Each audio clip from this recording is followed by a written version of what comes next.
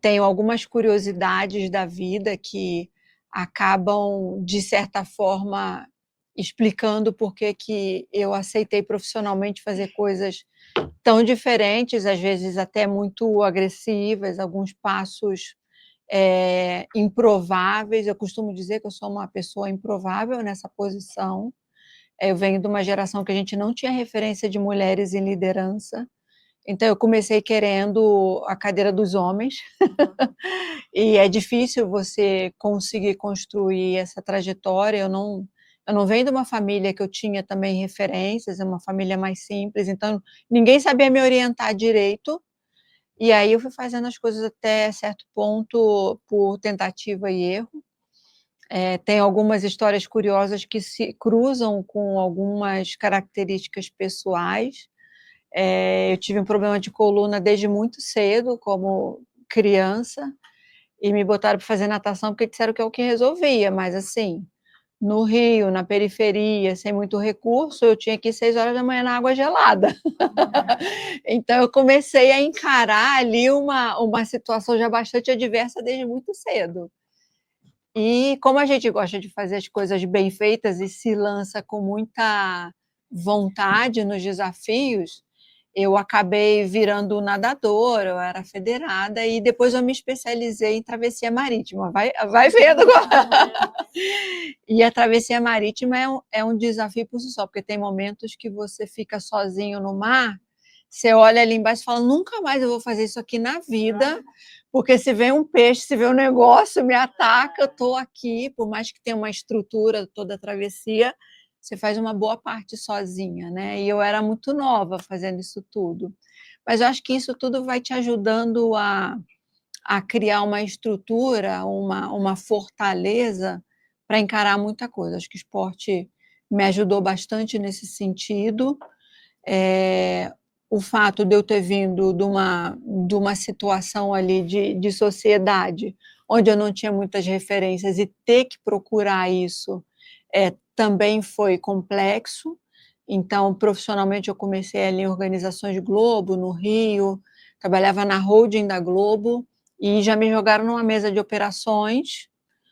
Na época, eu fazia economia, depois, como eu gosto muito de ler, a gente estava aqui conversando sobre isso agora, aí eu falei, não sei se eu gosto de economia, não sei se é isso que eu quero, fui fazer letras, terminei letras, voltei para economia, então minha formação é muito doida, assim, também, voltei para economia, depois eu fiz pós em economia, depois eu fiz MBA, fiz alguns cursos de extensão lá fora, mas foi tudo muito sem programação, até certo ponto. Era uma coisa que a minha mãe colocou na minha cabeça, ela não sabia me orientar, mas ela sabia que ela não queria que eu ficasse no lugar que ela teve sempre, que era não ter independência dela. Então, a única coisa que ela falava para mim é assim, seja independente, correta. Então, profissionalmente, eu dei alguns passos, mais pensando na minha independência do que num plano de carreira mais estruturado. Então, fiquei em organizações Globo, depois eu queria multinacional, aí fiz um movimento ousado também de ir para multinacional, eu queria carreira lá fora, e aí o negócio começou a complicar, porque eu casei muito cedo da primeira vez, eu tive o meu filho mais velho muito cedo, então ali entre 22 e 23 eu tive meu filho, deu tudo certo, maravilhoso, mas o casamento com essa loucura de querer conciliar e fazer muitas coisas, acabou que eu não dei conta também do casamento, assim, em termos, porque o meu ex-marido, gente, isso aí é uma coisa que eu acho que a gente também tem que levar para a vida, né? Casou, não deu certo, mas teve filho, tem que fazer a relação funcionar de alguma forma. Filho não tem nada a ver com isso, né? E a gente consegue até hoje combinar, mesmo que o meu filho já esteja com 30 anos e more fora, tem a carreira dele, a gente tem um cuidado com ele e a gente combina tudo em relação a isso. Aí depois eu nem, assim, né, falta de experiência, eu não fui para balada, eu casei de novo, direto. Tô com ele até hoje, eu já falei para ele que vai ser com ele, porque não tenho condição para essa emoção de cá, separa. Então, meu marido, assim, eu não estaria onde eu estou se ele não fosse o apoio, o suporte. Eu acho que às vezes não dá certo no primeiro, mas no segundo preste atenção, né? porque tem que ser uma eu tenho amigas que estão no terceiro quarto, agora eu estou numa leva de amigos que resolveu todo mundo separar. Falei para ela, gente, vamos organizar a fila, não estou dando conta, né? Nem os advogados, porque está muito doido. O pessoal chegou na faixa de 50 e acha que agora é mais legal estar com as amigas, viajar, fazer coisa, do que estar casado. Então, tem uma galera aí que eu estou tentando administrar. Falei, gente, eu ainda estou e vou continuar casada, ele querendo ou não, porque né, não vou mais passar por isso. Mas, assim, acho que se a gente tem a oportunidade de escolher, de pensar bem, é uma decisão que a gente não dá tanto valor no momento que a gente se apaixona, se é casando, não sei o quê. Lá na frente, se eu puder dar um conselho para vocês, gente, lá na frente é que vocês vão descobrir com quem vocês casaram, né? É quando descasa, é quando você precisa virar para ele e falar assim, cara, segura a criança, dá um tempo que eu vou passar 15 dias viajando, não vou falar com você toda hora, né? Mas quero dar melhor. Eu casei de novo, tive uma filha que está com 15, então eu tenho 2 filhos únicos, a diferença é muito grande, mas deu tudo certo, entendeu? Porque o que vale de verdade é o exemplo que a gente dá. Então, é o exemplo de trabalho, de ética, sabe? De fazer tudo com muito propósito e de ser muito genuíno. Então, lá na Espaço Laser, né, vou fazer 2 anos, a gente tem uma condição muito diferente da maioria das empresas.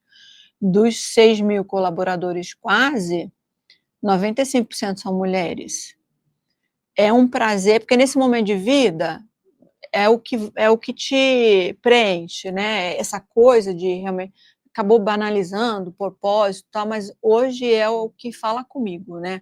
Ver a mulherada chegando lá, porque ainda está muito difícil. Esse negócio de dizem para você que melhorou a estatística, não está melhorando, eu não vejo isso. Ainda em algumas circunstâncias eu sou a única mulher da mesa, ainda está acontecendo muito.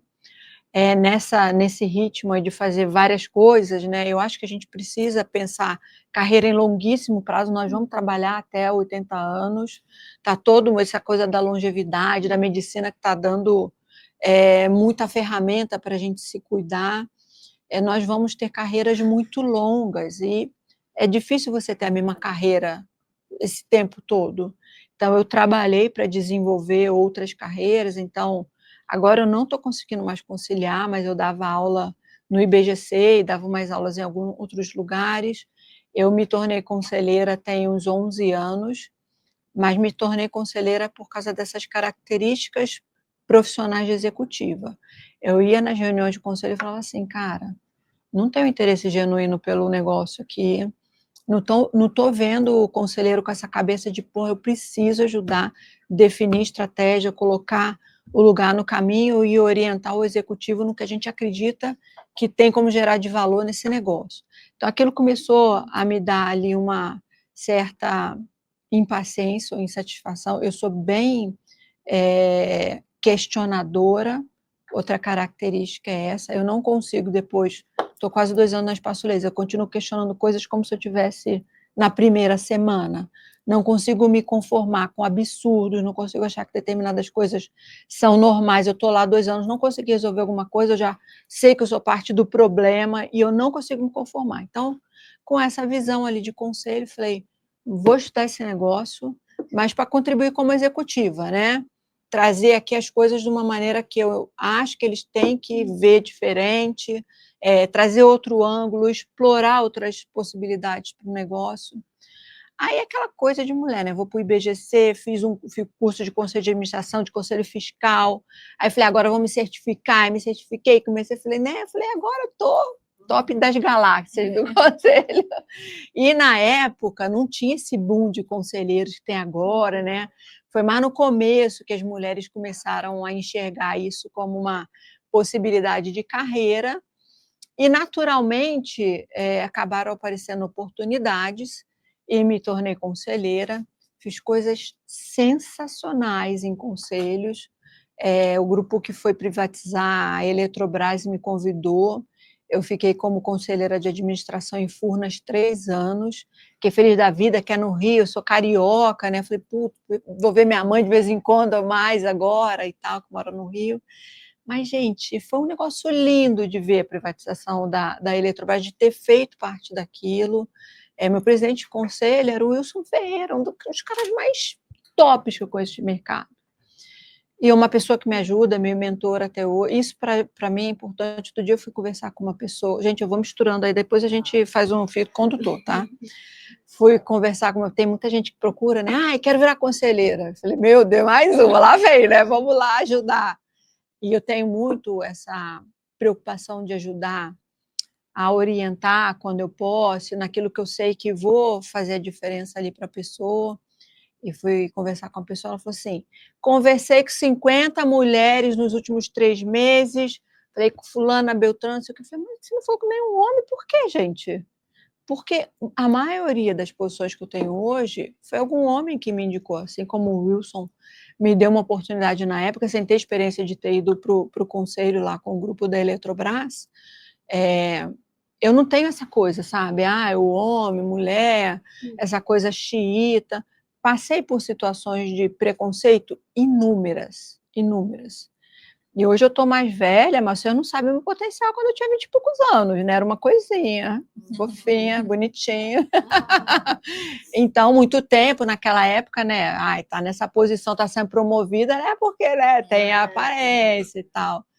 E aí eu sempre me cobrei de entregar aquele a mais. Isso também tem um preço, gente. Nós não precisamos, a gente não precisa se destruir, a gente não precisa se violentar, porque você tem que se provar mais do que os caras e tal, porque você está sendo questionado.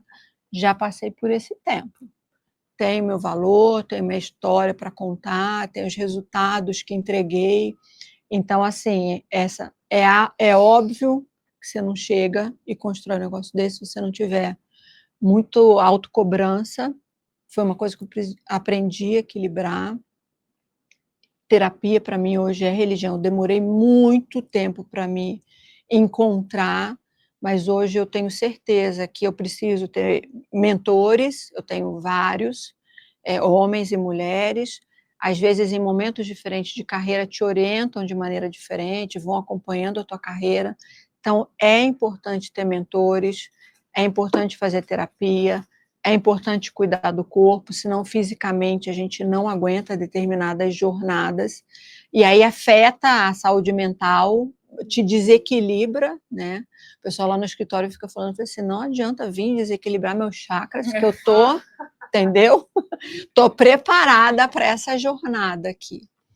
E aí foi isso, a carreira executiva começou aí nesse momento, né, de Organizações Globo, fui para essa multinacional, e aí, quando eu comecei a ficar com uma situação financeira mais bem resolvida, aí sim eu me dei ali o direito de começar a organizar minha carreira, próximos passos, precisa fazer isso, precisa ter planejamento, precisa pensar que para cada outra carreira que a gente escolhe são networkings diferentes, são approaches diferentes, é uma forma de você colocar a tua expertise que possa fazer diferença em cada um desses papéis que a gente precisa estudar como faz, né? Então, eu sigo muita gente que eu admiro e acho fera, e determinadas orientações vêm dessas pessoas, para poder ter feito o que eu fiz em termos de planejamento. Em determinados momentos, eu achei que eu precisava começar a construir uma marca pessoal. Assim, o que faz diferença no meu perfil que vai ditar as próximas posições que vão aparecer para mim?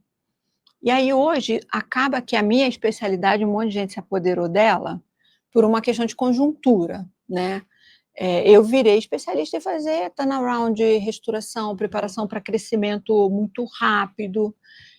Eu gosto disso, eu gosto desse agito, dessa intensidade, mas no Brasil, com a Selic, que uma hora está 2, outra está 15, virou todo mundo especialista em turnaround, né? Estava até comentando hoje mais cedo, né, a quantidade de CFOs que têm virado CEOs, né, ou especialistas em finanças têm virado CEOs. Se tem uma visão estratégica do negócio, né, entende de gestão e você tem esse ferramental de entendimento de estrutura capital muito robusto, cara, faz muita diferença. E para vocês entenderem um pouco da construção, de como é que tem funcionado, eu fiz lá economia, letras, fiz MBA, não sei o quê, aí comecei a atuar em conselhos. E como o meu background de finanças é muito forte, começaram a aparecer comitês de auditoria, porque agora é obrigado a ter comitê de auditoria em empresa de capital aberto. E no comitê de auditoria é obrigatório você ter um especialista em contabilidade, ou que seja ex-auditor, não sei o quê. Aí na pandemia eu achei, bom, isso aqui está relativamente tranquilo, né? Estou com os conselhos e tal. Eu tinha resolvido fazer uma transição de virar conselheira. Aí eu estava fazendo alguns conselhos, falei, vou estudar contabilidade, mas vou fazer faculdade. E me formei esse mês agora. Porque eu acho que contabilidade não só na trilha de carreira de conselho, mas é um mecanismo de defesa no Brasil. Eu acho hoje que a gente devia entender minimamente de contabilidade. Não é só para a gestão de empresa, é para a gestão do teu portfólio, entendeu? Então, eu achei que valia a pena. Aí o pessoal lá no escritório ria, né? Um outro me ajudava, fazia as provas no domingo. Eu falei, fica aí de plantão se tiver alguma dúvida. Mas eu fiz com louvor, viu? Eu fiz mesmo.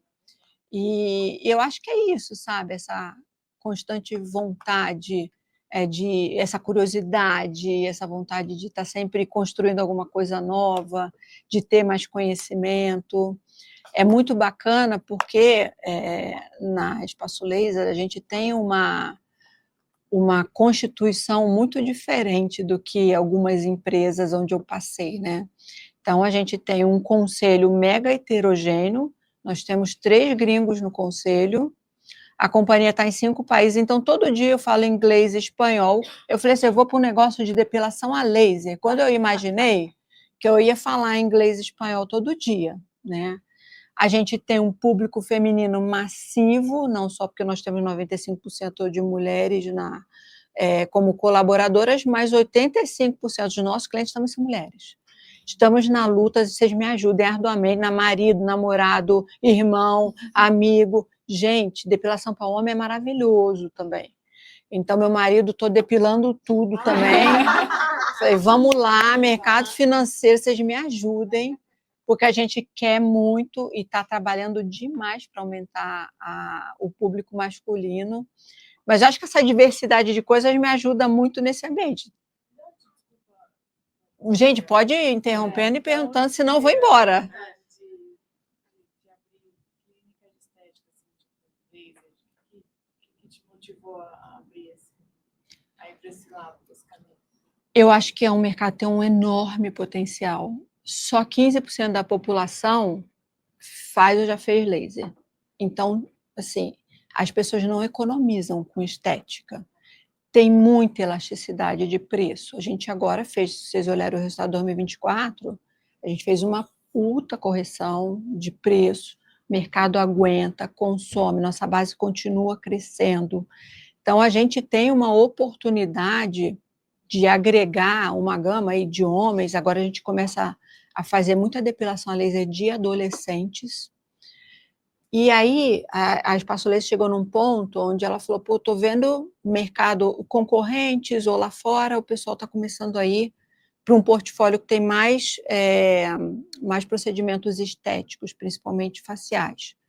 Fizemos uma espécie de startup que chamava Estúdio Face, eram 9 lojas, e aí fizemos um híbrido ali, um modelo parecido assim com geolaser, talvez, mas depois mudou bastante, porque eles também mudaram muito, eles saíram praticamente do laser, está com, sei lá, 20%, 30% só do que eles fazem é laser hoje, o resto são procedimentos estéticos. Mas a gente tem particularidades de produto que fazem com que a gente ainda tenha um mar azul para capturar muito grande. Então, ainda tem muita cidade no Brasil que cabe loja nossa. A gente faz essa escolha com bastante cuidado, a gente faz georreferenciamento bastante técnico, e a gente não vai abrir isso mais uma Espaço Laser porque quer aumentar a capilaridade ou porque tem um cliente ali sobressaindo naquela região. A gente quer o potencial que pode dar de retorno do negócio. E a gente quer trabalhar com gente que entenda muito o nosso modo de ser, de fazer negócio. A Espaço Laser tem um critério técnico de uma qualidade muito diferenciada. Então, eu sei que se você fizer 3 sessões de axila, provavelmente vai resolver o seu problema, vai cauterizar o seu pelo. Por quê? Porque a gente tem um protocolo que é extremamente diferenciado. A Espaço Laser foi criada por médico dermatologista. Ele desenvolveu esse mercado, não existia, nós somos pioneiros. Vai, fica à vontade. Como é que vocês lidam? Porque é um serviço, né? E quando o cliente tem alguma coisa... Algum efeito adverso? Tipo, por exemplo, eu já tive alergia no braço fazendo laser na minha dermatologista. E aí, vocês lidam bem, a pessoa... São intercorrências, né?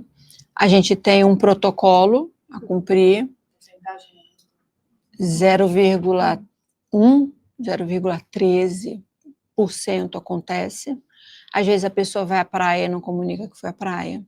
Às vezes a pessoa está fazendo um tratamento com ácido, no Rakutan, essas coisas todas, não avisa.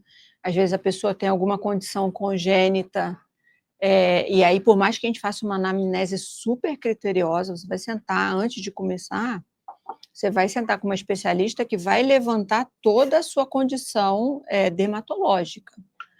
Então, a gente é extremamente criterioso, mas tem gente que acha assim, não vou falar, porque, né? E às vezes acontece também, tecnicamente, um erro. Acontece. As funcionárias que executam laser são, tipo... Elas são... Isso é regulado, tá?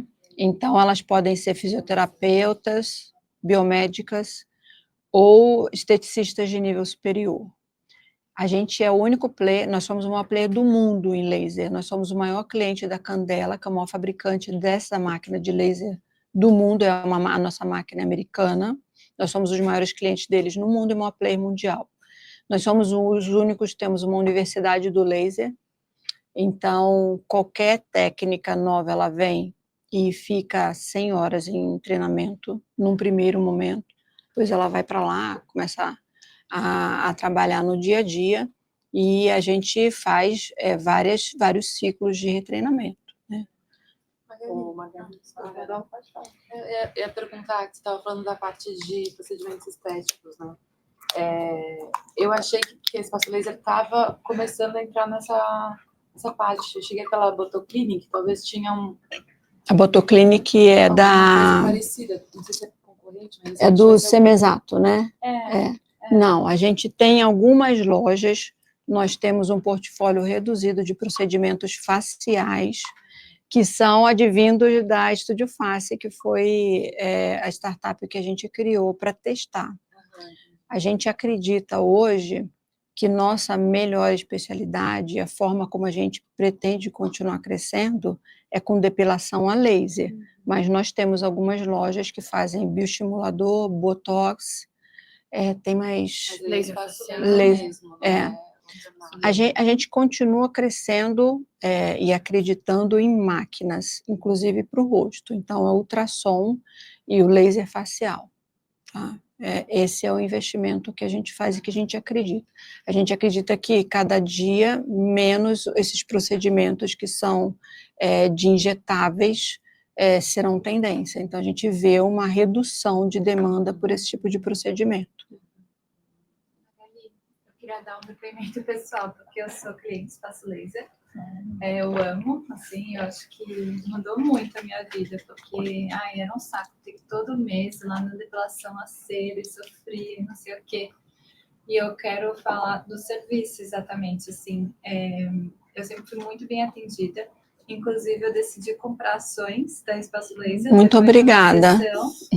Porque eu estava conversando com a mocinha e ela falava que era um lugar muito bom para se trabalhar, que era uma empresa que era muito boa, que eles incentivavam muito o trabalho feminino, assim, empoderavam as mulheres, davam muito curso, muito treinamento.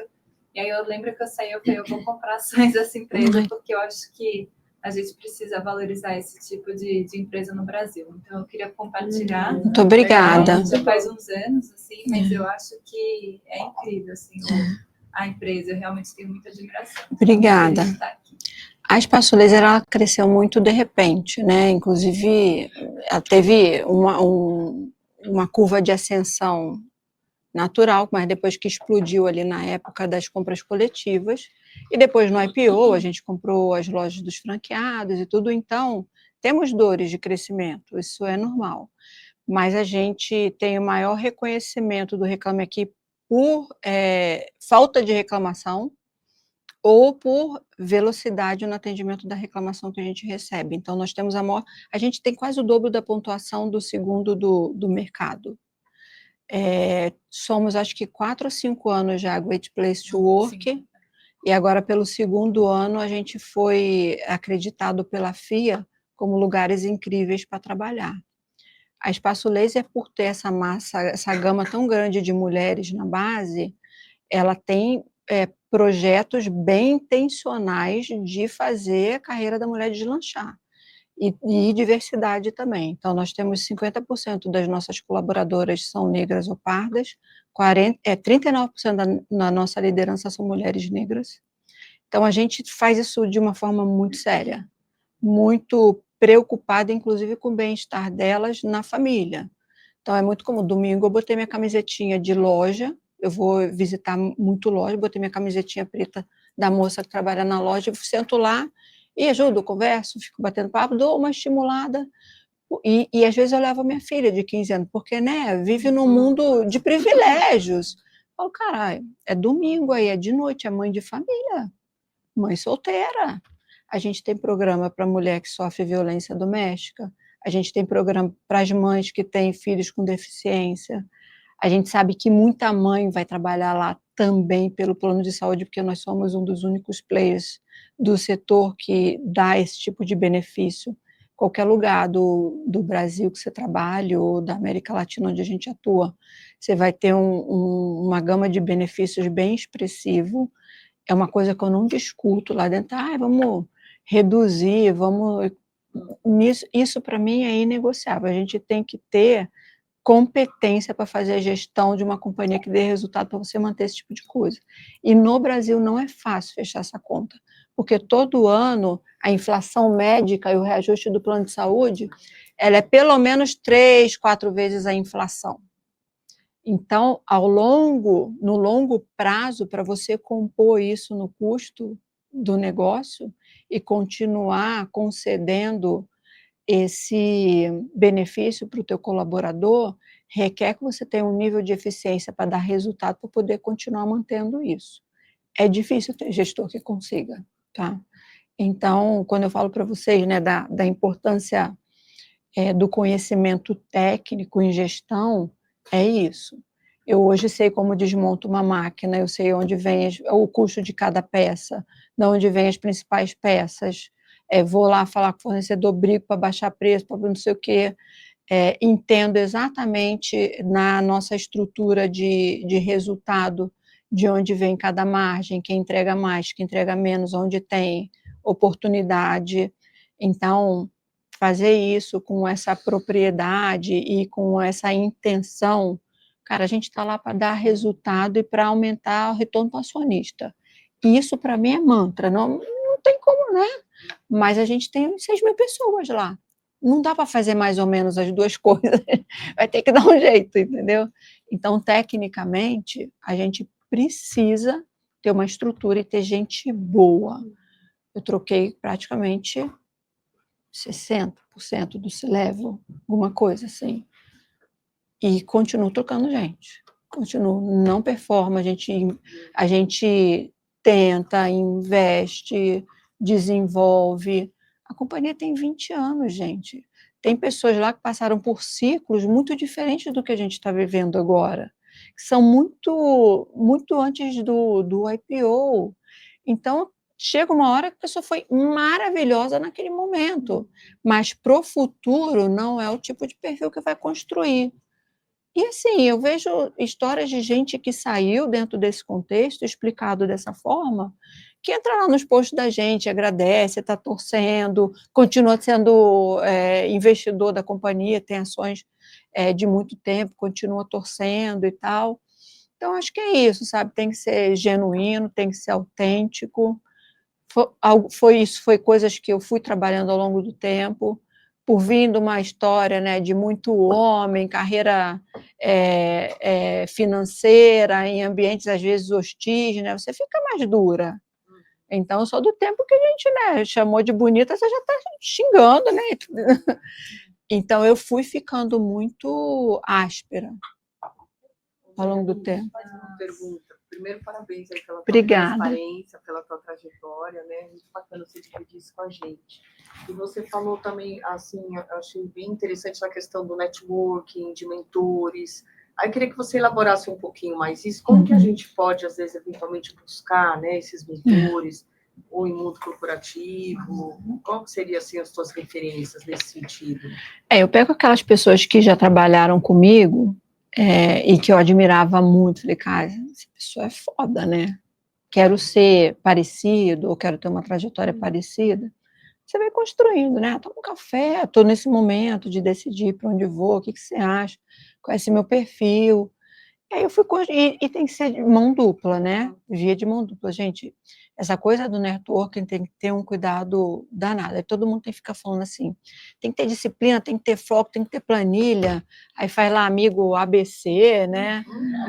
O A você manda o presentinho de Natal, o C você liga de 6 em 6. Tem umas matrizes dessas, né? Mas eu acredito que essas pessoas também têm que enxergar a contribuição que você pode dar. Por mais que você esteja, às vezes, ali no nível hierarquicamente inferior, a gente tem, quando você tem o genuíno interesse pelo que você está fazendo, você tem muita história para contar, né? Então, eu sempre fui muito apaixonada pelas coisas que eu fiz. Eu falo de empresas, 3, 4 empresas para trás, assim, com muita propriedade, porque eu amava estar ali, fazer aquilo. Então, às vezes, eles vão, trocam de setor, você fala assim, putz, se quiser conversar, já passei aí, já estive nesse lugar e tal. Então, eu acho que esses mentores são pessoas que eu vou carregando ao longo do tempo, que vão acompanhando a minha carreira. Eles podem muito ajudar a te recomendar para algumas posições. Eu cheguei assim no Espaço Laser, foi uma dessas pessoas. Mas eu acho que você tem que, ali, quando você está naquele papel, cara, seja foda. Entendeu? Então, quando eu estou ali, eu vou preparada, estou olhando o que ele está fazendo, não sei o quê, então eu vou ali para uma relação de troca, mas são pessoas que me acompanham e que eu admiro muito e que eu faço um trabalho intencional de preservação da relação, né? Sem a conotação do interesse, porque, gente, tem gente na minha vida que já trabalhou comigo há 20 anos atrás, nunca mandou uma mensagem para saber se eu estou bem. Oi, bom dia! Tá viva? Tá respirando? Beleza. Passa 20 anos, então, eu estou no mercado. Você podia me ajudar? Eu falei, oi? Não construiu seu networking, quer usar o meu, e acha que 20 anos depois, né? Às vezes, dependendo da pessoa, você fala assim, cara, essa pessoa era muito foda mesmo, um amigo te pede uma recomendação. Aí eu tô com aquela pessoa na cabeça, eu vou e recomendo. Mas aquelas pessoas que ao longo do tempo construíram uma relação de networking comigo verdadeira, sabe, genuína, aí eu pego minha lista de headhunter e mando, ó, fulano é isso, fez aquilo, estou fazendo com a pessoa agora, pô, tá me dando um trabalho do cão, porque o perfil é diferente, né, então eu tenho a preocupação de refletir ali o que realmente aquela pessoa tem condições de agregar de diferencial. Escrevi um texto, falei assim, o teu currículo não tá bom, né? Não me manda currículo em Word, em PDF, é um negócio bonito, bota uma animação assim, tá figurinha, né? Tá boring, né? Não tá vendedor. Até isso eu faço. E vou lá e normalmente eu ajudo essas pessoas, né? Então, eu acho que tem que ter isso, tem que ter os mentores. A terapia é fundamental e eu vou dar um exemplo para vocês, muito doido. A minha penúltima terapeuta, eu comecei antes da pandemia, mas eu já comecei online, então eu nunca tinha visto a pessoa presencialmente. Eu fiz a terapia com ela anos, virtual. Aí olha como é a minha vida. No mês que eu fui promovida para CEO, que foi uma batalha de uma vida inteira, eu tinha feito um check-up, fui diagnosticada ali pico de menopausa, isso quer dizer, eu não tinha mais nenhum hormônio, eu tomo 5 hormônios, gente. Eu só falto beber o hormônio, porque eu passo 2 aqui, 2 à noite, tomo um, tem um outro que é da tireoide, assim. E aí eu falei, que bacana, fui promovida, não tenho nenhum hormônio, check. Aí fui para terapia, fui para o salão um dia, né? Porque a gente é um trabalho danado nesse negócio. O cabelo na menopausa o cabelo cai, eu botei um mega hair, né? Tudo elaborado. Tô lá. Aí você já fica pensando, né? Homem não precisa de nada disso, né, gente? Mas estamos lá na luta, leva meu computador. Não dá para comparar. Trabalho e tal. Não, se eu escrever um livro, vocês vão passar mal de rica as coisas. Aí me liga uma amiga minha, eu lá no meio dos cabelos com aqueles negócio prateado. Então, tem uma notícia não muito boa para te dar e tal. Eu sei que você acabou de ser promovida, sei que você vai precisar de um apoio. Então, a sua terapeuta morreu. Eu falei, eu nunca chorei toda a minha vida. Eu falei, não, sem hormônio, sem terapeuta e promovido. Não. E é tão doido que eu tinha resolvido, contei vocês, resolvi virar conselheira. No que eu resolvi virar conselheira, eu sempre trabalhei no IBEF, tive vários papéis no IBEF de São Paulo. Aí eles falaram, cara, tá na hora de ser presidente, e é tipo uma deferência de carreira, porque as Big Four têm que aprovar seu nome, tem que ser unanimidade, os bancos que são mantenedores, você tem que ter uma carreira ilibada para você chegar a ser presidente do IBEF. Eu falei, beleza, estou com os conselhos, presidente do IBEF, me aparece Espaço Laser, eu estou conciliando tudo, Espaço Laser e IBEF, abri mão de alguns conselhos, porque já estava na época de renovar também, então não deixei ninguém na mão, fiz... Gente, isso é outra coisa, não fecha a porta de qualquer jeito, né? Faça com elegância. E aí, no meio desse contexto todo, ela morreu. Eu no salão olhando aquilo, eu falei assim, cara, é foda essa mulher, eu consigo um negócio na cabeça, aqui um computador no colo, eu tô sem hormônio, fui promovida. Aí tudo é motivo, né? Você já tá sem hormônio, você chora à toa. Aí meu filho mora no exterior, né? Tava trocando de país, eu não pude ajudar na mudança dele. Eu falei, gente, só uma mulher, cara, quando que um homem vai dar conta desse negócio todo? Então aí tive que arrumar outra terapeuta ali, não é a mesma coisa. Precisava. E leitura, para mim, é fundamental.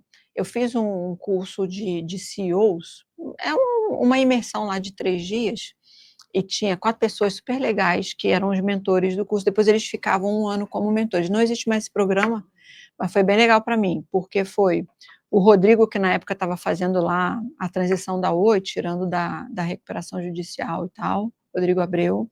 Foi a Paula Belízia, que tinha ido para aquele negócio da China, ela contando o que ela estava fazendo. Eu falei, gente, não vou mais reclamar, que a mulher vai para a China, ponte aérea, estava plena lá, magérrima, maravilhosa. Eu falei, não vou mais reclamar. Estava o Diego do iFood, que também era CFO, virou CEO, e sim, o cara que hoje está meio que virando meu mentor, também a gente troca muita ideia bacana, que é o Paulo Corrêa da CIA. Então a gente acabou construindo uma relação de respeito profissional ali. É uma das pessoas que hoje eu acompanho e que a gente bate um papo bom também. E eu fui para esse programa e eles falaram exatamente isso. São os mentores, é a terapia, é o exercício físico, mas sério, o Rodrigo Abreu, ele é corredor de longa distância, ciclista. A Paula também tem um programa muito doido de treinamento, assim, está na China, está lá, ela não abre mão. Então, todos eles têm um programa sério do físico para aguentar. Agora, o que foi muito legal no programa é que cada um falou dos os principais livros que modificaram alguma característica de gestão deles. E aí eu vi que eles liam mesmo, né? Aquela coisa de pegar um resumo ali do chat GPT e falar, não, leu e conseguiam correlacionar com histórias que a gente contava lá e com conselhos que a gente dava. Então, eu acho que essa combinação é uma coisa que funciona para eles, funciona para mim. Eu acho que é uma fórmula bem bacana da gente conseguir. Agora, tem uma coisa que funciona muito bem para mim também, aí já não sei no caso deles, mas eu sou da festa, do show, da balada, a Bia conhece. Outro dia combinei com as amigas de ir na Shakira, mas eu não vi que era dia de reunião de conselho. Aí o pessoal já até ri. Se você entrar no meu carro, vai ter umas 2 mudas de roupa lá, tá? Aí eu troco no trânsito mesmo. Aí saí da reunião, e foi uma reunião de conselho super importante, que foi onde a gente aprovou o planejamento estratégico de longuíssimo prazo. Inclusive, vocês estão todas convidadas, dia 15 de abril a gente vai fazer o Investors Day, aqui na MZ, a gente vai mostrar a estratégia de longo prazo da Espaço Laser. Fui para aprovar esse negócio e falei, cara, eu não posso pensar na Shakira, nas minhas amigas já estão lá, e eu vou... Aí a gente quase matou um para conseguir o ingresso, não tinha mais, foi uma loucura. Falei, gente, eu vou chegar aí, vou dar um jeito. Aí botei a roupa da Shakira no banco de trás, né? Acabou a reunião, ainda faz lá, né, um mise-en-scène com os conselheiros, vai todo mundo presencial. Na hora que o último saiu com uma cara, saí que nem uma bala, peguei o carro, já fui trocando a roupa dentro do carro, liguei pro meu marido, desce, pega o carro agora. A Shakira atrasou 1 hora. Eu cheguei lá, deu tempo de eu tomar uma cerveja com o meu cachorro, que com as minhas amigas, sentar, ela entrou e cantou. Eu falei, eu não fiz mal para ninguém. Por que eu não vou ver o show da Shakira inteiro?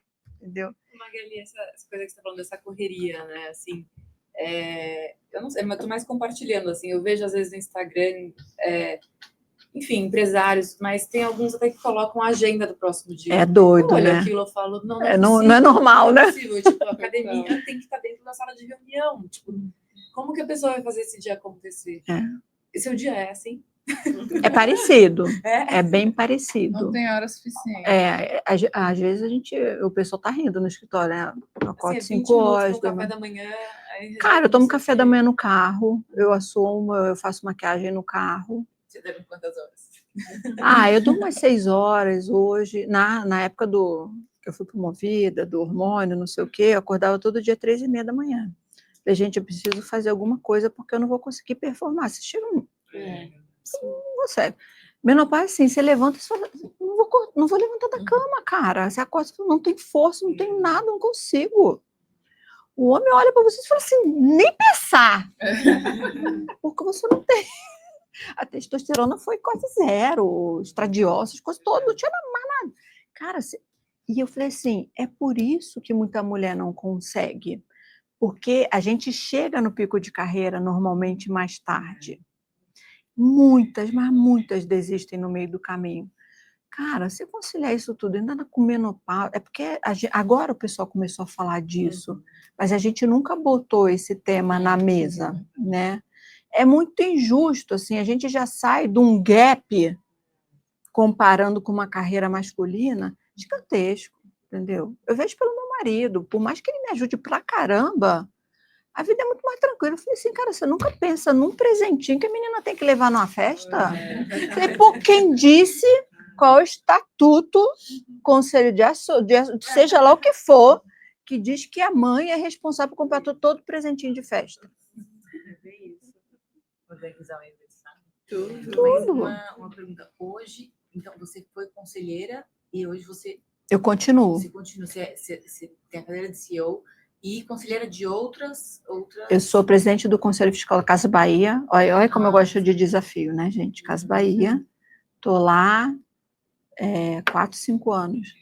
Peguei já 3 CEOs de transformação, mas é um case bacana, como gestor também, de acompanhar. Então, estou lá esse tempo todo, aprendo bastante. É um varejo também muito nervoso, né?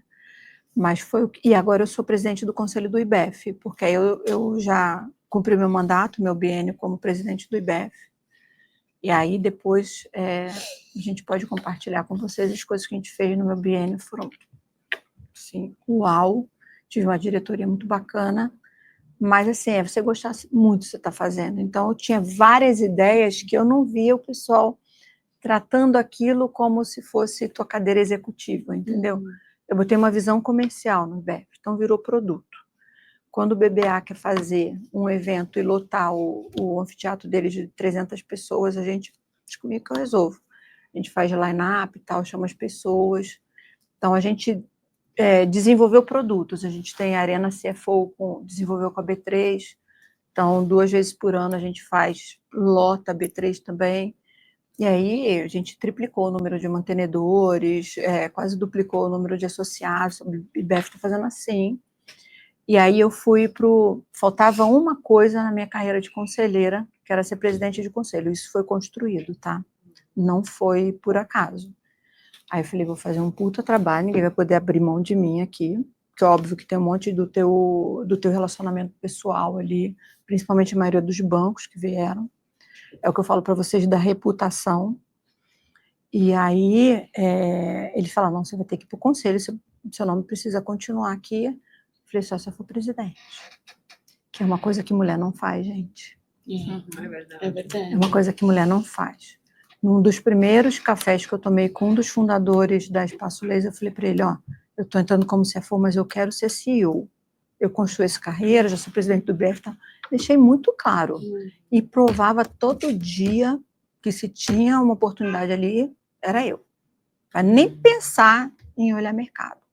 Então, acho que assim, a gente precisa ser mais ousado, sabe? De ser mais explícito, de deixar claro o que você quer. Entendeu? E nessa ousadia, que eu acho que é bem positivo que você colocou, como que você lidava assim com assuntos? Porque a gente se cobra muito, né? Como você falou, realmente para sempre saber tudo, enfim, não ter... E questões que às vezes nem sempre a gente navega bem em determinados assuntos. Como que você faz nessa situação de um assunto que você, vamos dizer, você tem que ter aí a liderança, né, do time, mas eventualmente você não domina, ou uma reunião que você não sabe o tema... Cara, eu sou muito humilde, sabia? Né? Eu sou muito humilde, a Bia sabe. A gente estava em Nova York ano passado, a gente pegou umas reuniões do inglês do capiroto. Falei, cara, tô entendendo não, Bia, me ajuda aí. Bia, qual era o número mesmo? Quem trabalha comigo sabe, entendeu? Não tem essa coisa. Até porque, com a experiência que eu tenho, assim, eu já fui COO da Claro. Da onde você me inventa que você vai trabalhar com logística, operações, tendo sido CFO a vida inteira? Então, eu acabei assumindo cadeiras improváveis que construíram uma visão crítica muito boa. Então, hoje é muito normal a gente fazer uma reunião, o pessoal vir, pô, Silvério, consensamos isso aqui, não sei o quê, cara, trabalhamos, tá. Aí eu faço uma pergunta, aí fica todo mundo se olhando assim, da onde? Da onde que saiu? Mas é experiência, entendeu? É aquele olhar cirúrgico ali de falar assim, cara, eu quero melhor, quero arrasar, quero entregar um negócio foda. E aí, sabe, é isso que eu acho que ajuda. Essa coisa de ser tudo impossível, impossível. Imagina, eu sentei na cadeira, troquei o cara de marketing, né? Eu falei assim, cara, nossa imagem não tá bacana, é o que está fazendo no trade, no conecta com o que a gente está fazendo no digital, a linguagem está confusa, você não precisa dominar marketing para, né? Mas eu conheço o produto, eu conheço o negócio, eu sei do potencial, entendeu? Eu falei, cara, nós não estamos comunicando tudo que a gente pode, sabe, na potência. Então é isso, é o inconformismo, é o questionamento. Eu acho que o que a gente desenvolve, que ajuda muito ao longo do tempo, principalmente para a cadeira de conselho, é a capacidade de fazer a pergunta certa, sabe? Sem desafiar o outro, sem ser arrogante, mas aquela pergunta que você tira a pessoa e fala assim, cara, não pensei nesse aspecto e tal, realmente essa pessoa tem uma visão diferenciada. É isso que eu procuro, sabe? E voltando à história do livro, qual seria o livro que mudou a sua gestão? Putz, olha, tem muitos. Eu acho que de diferente mesmo, eu acho que os 7 hábitos, gostei muito. A história do Starbucks também, adorei. Tem um que eu costumo sempre comentar, né? Todo mundo cansado de ouvir, mas é o do Satya Nadella, quando ele assumiu a Microsoft, chama Hit In, alguma coisa assim. que é o aquecimento do sistema operacional do computador, mas ele faz uma jogadinha ali, com o fato dele ter substituído o ícone da Microsoft, né, indiano-americano, vindo de uma origem muito diferente, e ele conecta o desenvolvimento das características principais de gestão dele com a criação e a diferença de perfil da criação que ele teve da mãe para o pai. Então, para aquele cara que vai ser doutor, vai ser maravilhoso, vai ser engenheiro, vai ser isso, cobra. E a mãe assim, cara, ouça seu coração, né? Desenvolva as pessoas, seja uma pessoa que vem para fazer a diferença no mundo. E aí ele conecta isso tudo e conta o início dele lá, quando ele chegou para substituir o Bill Gates. Ele falou, gente, se eu não fizer um negócio aqui muito diferente, né, eu vou ser comparado com ele, eu não posso correr esse risco. E ele faz o paralelo com a criação dele na Índia, e depois que ele foi para os Estados Unidos e tal, mas é bem bacana, eu adorei também. Ele falou na NRF, fez uma palestra de abertura, né, 2 NRFs para trás. O discurso dele é poderosíssimo, né? E agora eles voltaram para a crista da onda. Quando todo mundo achou que a Microsoft estava recuando, vem inteligência artificial, assim, vários players tinham feito coisas diferentes, porque isso já existia, né? Não é uma coisa tão nova assim. E aí ele volta, né? Esse é o legado dele agora, né? Aí conectar com o livro é bem, bem bacana. Você falou algumas vezes, né, desse planejamento de carreira, principalmente, acho que bastante no ponto, né, você comentou a estabilidade financeira e tal, e acho que você comentou bastante do lado profissional, deu para entender o que você fez para se preparar para dar no cargo de CEO, no presidente do conselho, mas do ponto de vista pessoal, da sua vida, dos seus filhos, da sua relação de responsabilidades que uma mulher tem frente a uma casa e tal. Teve também um lado de planejamento de carreira aí?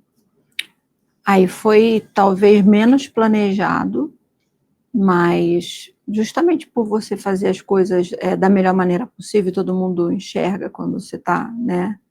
Pode não conseguir, eu perdi muita festinha de escola, né? De chegar lá, o filho está chorando, descabelada.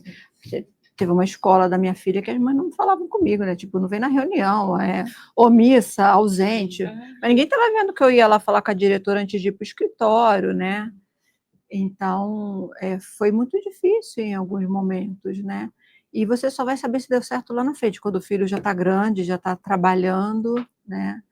E esse exemplo de retidão, de ética, de muito trabalho, de muito respeito às pessoas. Gente, eu vou falar outro negócio muito doido para vocês. O meu marido é judeu, a minha sogra é judia, ele é primogênito, eu não me converti, eu era separada já com filho, né? Casei com o filho dela, vai vendo. Ela olha para mim e fala assim, seus filhos são as crianças mais educadas que eu já conheci. Eu falei, então aqui, né?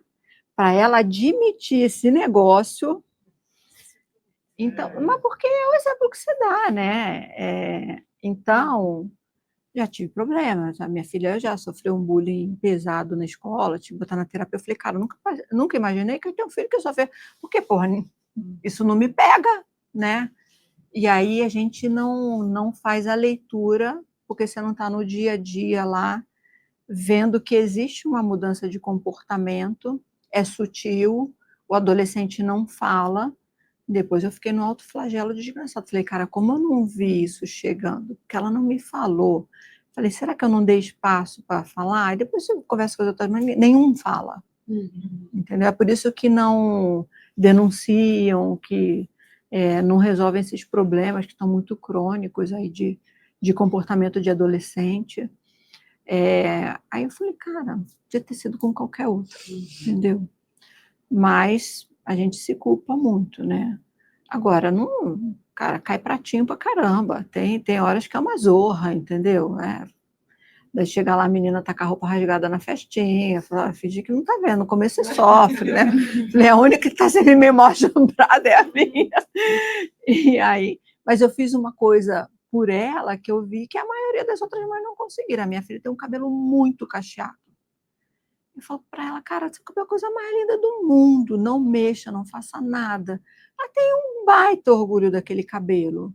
E as amiguinhas delas todas que tinham um cabelo parecido e tal, já estão, né, de alisar e tal. Eu falei, cara, essa coisa da autoestima é o que a gente precisa desenvolver nas mulheres, sabe? Porque a gente é muito cobrado, gente. É muito. A gente se cobra, a sociedade cobra. É muito difícil. Outro dia eu vi hoje são só 5 CEOs de capital aberto, né? E uma delas, quando assumiu, foi meio público isso, né? O pessoal questionou publicamente o salário dela. Aí ela se viu na obrigação de contratar gente para arrumar a aparência dela. Ela começou a parecer muito diferente publicamente. Falei, cara, quem é que cobra isso do homem? Olha que absurdo que ela teve que trocar o guarda-roupa, ela está mexendo no cabelo, ela está emagrecendo, e os negros ainda foram lá questionar o dinheiro dela. É um inferno, entendeu? Não podemos deixar isso continuar, sabe? E eu não vejo a gente evoluir muito nisso. As mulheres continuam desistindo muito. Pelas coisas todas que eu estou falando aqui para vocês, é difícil, é muito difícil. Tem que querer muito, sabe? Tem que ter uma certa natureza, tem que querer muito. Agora, a recompensa é legal pra caramba, entendeu? Você chegou até aí, ainda foi fazer uma faculdade de contabilidade? É uma estratégia de defesa do meu dinheiro. Foi um curso rápido, foi Faculdade. Eu tinha muito crédito de economia e letras. Vai lá, olha, eu cobro da equipe. Cobro da equipe. Eu falei, vocês todos têm que fazer faculdade. Dei uma mulher também, mas ela, quando eu comecei a falar, ela falou, não, todo mundo tem que fazer contabilidade. Eu acho. Eu acho. E eu tô com isso, tipo, pendente toda hora, eu fico vendo os cursos rápidos, sabe? Você quer resolver. Não, olha, vai lá na FIPECAF, se inscreve no EAD. Aí o EAD, você pode ver a aula quando você quiser. Gente, eu confesso, eu vi muito pouca aula, porque eu passei a vida inteira lendo balanço. FIPECAF. A FIPECAF é um spin-off dos contadores da USP. Então, ela é muito robusta tecnicamente. Eu passei a vida lendo balanço.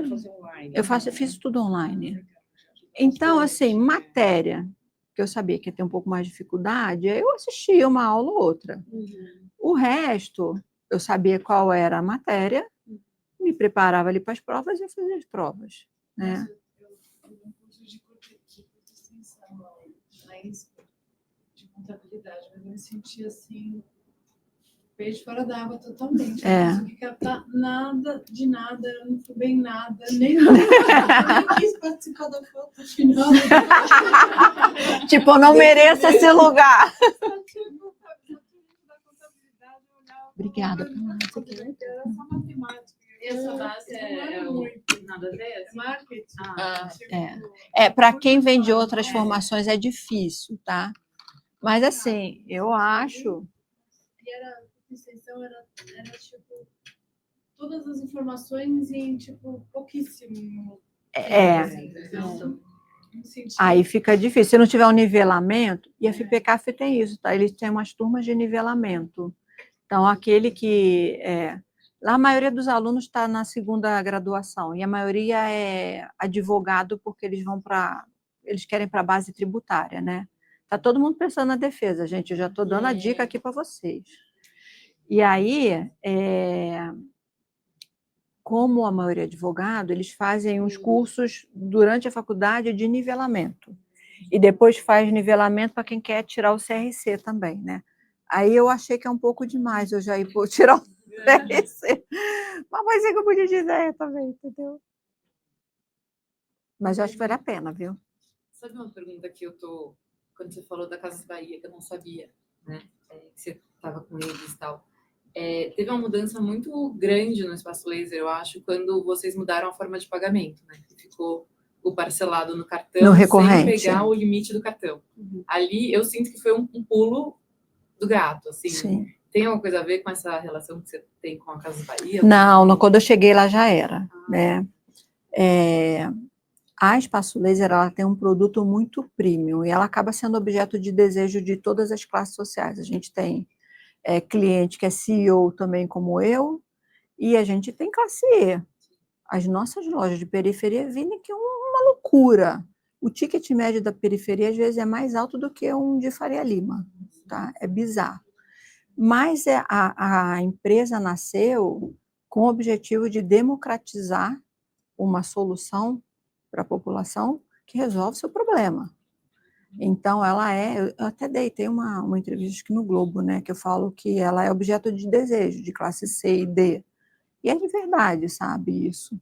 Então, a companhia desenvolveu uma política comercial que consegue sustentar a estrutura de capital. A Espaço Laser é alavancada, a gente tem dívida, a gente tem uma alavancagem de 2,1 do EBITDA, em valores absolutos é significativo, mas a gente tem, e não é à toa que a gente tem CFO e tudo, né, para conciliar isso tudo, é um desafio, mas a gente, para sustentar essa estrutura de capital, né, da conta do serviço da dívida, e conseguir ter quase 5 milhões de clientes na base, no sistema do recorrente, onde a gente não tem liquidez do contas a receber, você precisa ter uma política comercial bacana, porque a gente tem volume, a gente tem muito cliente, e a gente precisa dar conta das obrigações da companhia e dar resultado. Vamos voltar no mantra de dar retorno para o acionista, né? Então, a gente vai no limite do que dá para conceder no recorrente, mas a gente tem uma série de iniciativas que estão sendo desenvolvidas e tem produtos novos no mercado que a gente tem feito piloto, tem testado. Então, acho que tem muita coisa bacana que o mercado tem oferecido. Então, a gente está sempre avaliando o que é potencial para melhorar a condição e aí a agilidade do ciclo de conversão de caixa da companhia. A Espaço Laser converte muito caixa, a gente fechou o ano com 103,5% do EBITDA convertido em caixa. Então, isso precisa ser muito bem estruturado, né, pela dívida que a gente tem, mas a gente fez papéis novos já num outro cenário de risco para mercado, porque a gente está entregando o resultado, a gente está com 12 quartos consecutivos de redução da alavancagem da companhia. A gente reduziu não só a dívida, como a gente reverteu o lucro no 4T, a gente teve prejuízo em 23, reverteu para lucro em 24, reduzimos 42 milhões da dívida líquida da companhia, estamos pagando dividendos. Então, assim, a gente fez um processo de turnaround que está dado, está feito, agora é crescer e aumentar a geração de resultado do negócio, né? Mas o recorrente que a gente chama, né, que é para não pegar o limite do cliente, ele é um artifício que faz com que a gente consiga ter uma base muito substancial de cliente e com que a gente alimente essa dinâmica que é a renovação do pacote dele. Então, ele está acabando as sessões dele, ele vai lá e renova um pacote. Então, está amarrado em nome de Jesus, daqui não sai. A renovação lá, eu fico impressionada, assim, gente, vão depilar até, assim, sobrancelha. Tem 35 partes do corpo. Não, gente, eu tô bem, vou encontrar uma férias agora e tal. Não, mas você tem uma condição, agora eu consigo. 90%, você vai pagar só 10. 6 vezes. Eu falei, gente, mas você acha que não? Eu acho que não vou fazer. Aí começa de novo. Aí eu recebo, você quer convidar uma amiga? Eu falei, gente, vocês vão depilar o mundo. Esse é o objetivo. Mas imagina, são quase 5 milhões de clientes. É muita gente, quase 5 milhões de clientes, é muita gente. Outro dia eu dei o nome das amigas e perguntei, mas vocês vão falar que foi eu que dei? Aí a moça falou, não, é sigilo, é só você falar que não quer. Mas você ganha pontuação. Se você quiser. Mas aí mandou a mensagem para as amigas e falou que era eu que tinha mandado. Ai, Eu Jesus! as amigas, e minhas amigas, não, eu tava precisando. E o recorrente representa quantos por cento? 90. Nossa. É bastante, Quais são né? esses novos produtos que vocês estão testando? Você pode falar ou ainda não? Em termos de crédito, Aí a gente ainda não está divulgando porque está em piloto, né? E todas as lojas são propriedade da empresa.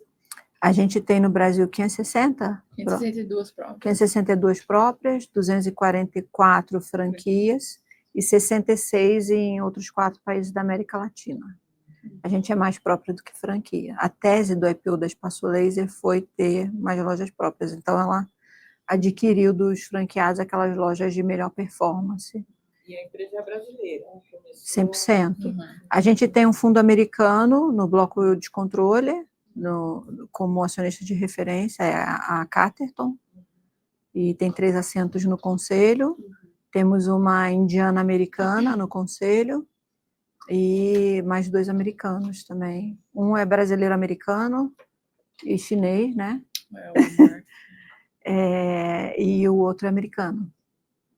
É divertido, gente. Tem o Semenzato, que é Shark Tank no conselho, 2 fundadores e 2 independentes. Um foi sócio do BTG há muitos anos, especialista em BNDES, e a outra mulher especialista em jornada digital, em tecnologia, feríssima, assim, está ajudando muito a gente no desenvolvimento de produto. Ela está ajudando a liderar lá. A gente tem um comitê de inovação digital.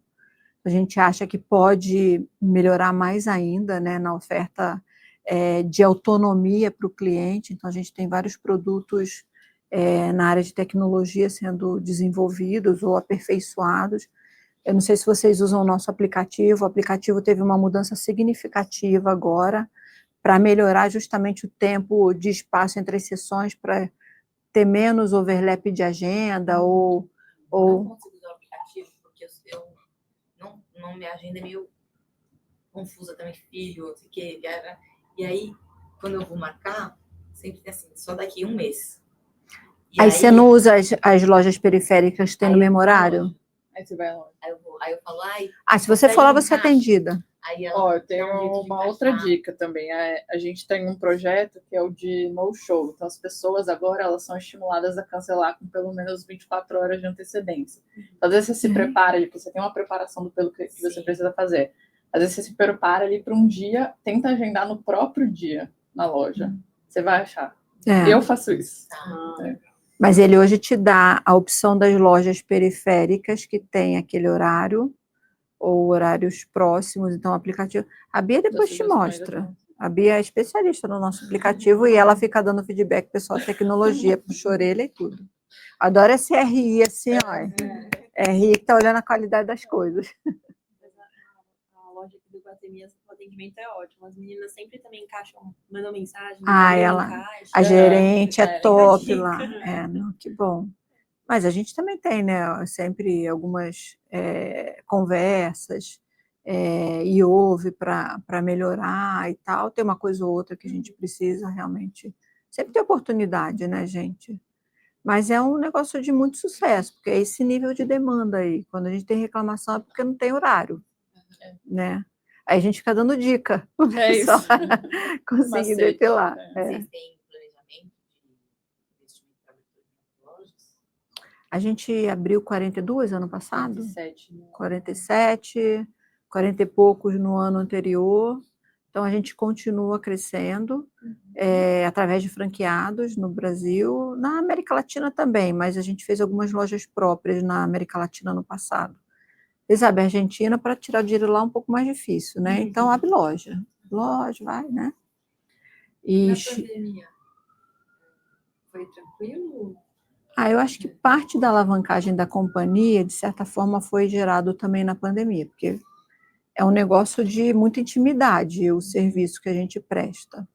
Mas acho que pelo perfil, continua aberto.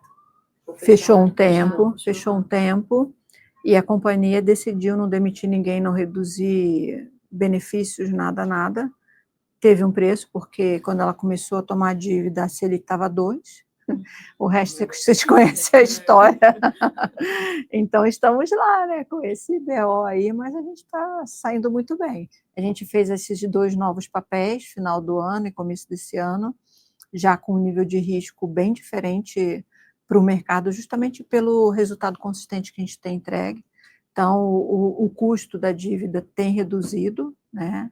e a gente continua discutindo com o mercado alternativas, tem muitas conversas em andamento, e à medida que a gente vem melhorando esse resultado e sendo consistente nessa entrega, vem aparecendo oportunidades mais legais, né? Então, a gente está num ciclo bom aí. Nossa ação que precisa voltar, né, a girar melhor. Por que essa decisão de que vocês fazem tanto franquia como loja própria? A gente, em função da alavancagem da companhia, para a gente não pesar mais o CAPEX, porque a gente tem um CAPEX relativo ali, que é para atualizar o nosso parque de máquinas, fazer retrofit de loja e tudo. E como a gente tem uma margem muito boa das franquias, a gente tem uma das maiores taxas de royalties do mercado. Então, a gente tira muito valor das lojas franqueadas, a gente resolveu continuar crescendo através dos nossos franqueados. Os franqueados gostam muito, a gente tem margem alta comparando com outros. A gente não tem estoque, pensa, né? O negócio, se você negociar bem o teu aluguel e tiver aquele franqueado que está lá no dia a dia da loja ajudando e tal, tem gente que tem margem muito alta no negócio e, consequentemente, vem royalties interessantes também. Então, para a gente não prejudicar essa estratégia da estrutura de capital, a gente prefere crescer com os franqueados. A gente tem quase 250 franquias, mas a gente tem só 80 franqueados, eles continuam interessados em abrir mais lojas. Então, é a via de crescimento que a gente escolheu. A gente continua direcionando assim na estratégia da companhia, né? A gente fez o planejamento estratégico que vai apresentar no Investors Day, mas a gente tem um grupo de franqueados que conhecem muito bem nossa dinâmica, nosso produto e operam muito parecido. É difícil a pessoa reconhecer. O Iguatemi, por exemplo, é uma franquia. É difícil a pessoa reconhecer que não é uma loja própria. Mas é isso, gente. Muito obrigada pela oportunidade, muito prazer. Obrigada a você. Muito bom estar aqui com vocês. Excelente. Espero que não tenha dado muita confusão aí na linha do tempo. Obrigada. Tem muita Obrigada. transparência, né? Como você coloca os assuntos, né? Assim, eu achei. É bem diferente isso, né? Porque às vezes a pessoa não coloca assim, né? A gente não tem tempo de fazer personagem, não. Eu vou me perder. E eu vou me perder. Se eu inventar um negócio aqui, depois eu vou desdizer, entendeu? Que bom, obrigada. Obrigada pelo feedback, pela oportunidade de conhecer vocês também. A Beatriz está aqui comigo, a nossa head do RI, se vocês quiserem informações sobre a companhia, né, nossos planos, olhar nossos números, a gente está super à disposição também. Espero que vocês continuem acompanhando aí a Espaço Laser, né? A gente está fazendo coisas incríveis e vem muito mais aí. Estamos muito felizes com a performance de 25 também. Está sendo um ano muito bom. Então, espero que a gente volte a se encontrar aí em outros fóruns e fiquem à vontade para acessar a gente e saber um pouco mais. Bom, Obrigada. obrigada pela oportunidade. Foi um prazer. Obrigada, Margarida.